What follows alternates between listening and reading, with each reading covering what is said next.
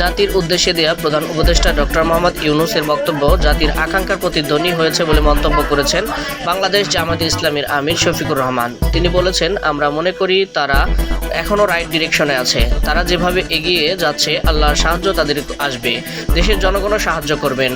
সোমবার দুপুরে Dhaka medical college হাসপাতালে চিকিৎসাধীন বৈষম্য বিরোধী ছাত্র আন্দোলনের অন্যতম সমন্বয়ক হাসনাত আবদুল্লাহকে দেখে ফেরার সময় এ বিষয়ে সাংবাদিকদের এক প্রশ্নের জবাবে জামাতের আমির বলেন, প্রধান উপদেষ্টা একটা দায়িত্বশীল ভাষণ দিয়েছেন, এটাই দরকার ছিল। জাতিকে সামনের দিকে আশা জাগিয়ে নিয়ে কথার শোনার দরকার ছিল। তার বক্তব্যে তাই প্রতিধ্বনিত হয়েছে বলে আমরা মনে করি।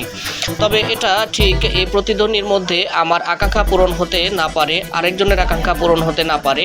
দেখতে হবে সামগ্রিকভাবে দেশবাসীর আকাঙ্ক্ষার প্রতিফলন হয়েছে কিনা। আমরা মনে করি হয়েছে। গতকাল রোববার রাতে সচিবালয় এলাকায় দাবি দাওয়া নিয়ে সচিবালয় ঘেরাওয়ের সময় আনসার সদস্যদের সঙ্গে শিক্ষার্থীদের সংঘর্ষের সময় বৈষম্য বিরোধী ছাত্র আন্দোলনের অন্যতম সমন্বয়ক হাসনাত আবদুল্লাহ গুরুতর আহত হন। বিভিন্ন দাবি দাওয়া নিয়ে বিভিন্ন মহলের আন্দোলনের প্রসঙ্গে জামাতের আমির বলেন, মাত্রই তো তারা দায়িত্ব গ্রহণ করেছেন। এতদিন আপনারা কোথায় ছিলেন? এতদিন দাবি জানাননি কেন?